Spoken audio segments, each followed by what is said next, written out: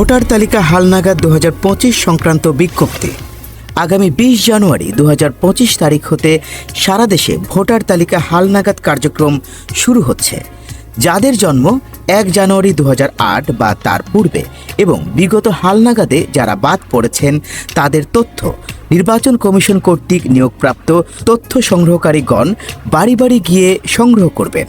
এ সময় ভোটার তালিকা হতে বাদ দেওয়ার জন্য মৃত ভোটারদের তথ্যও সংগ্রহ করা হবে।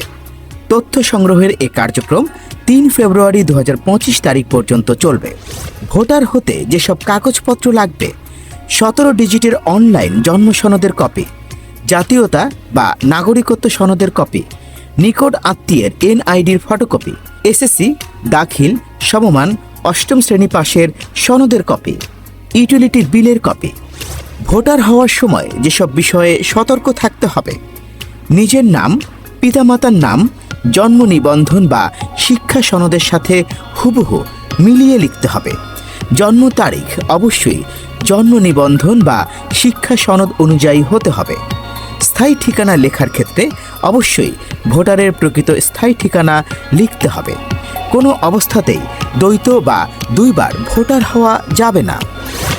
মনে রাখবেন, একাধিকবার ভোটার হওয়া আইনত দণ্ডনীয় অপরাধ।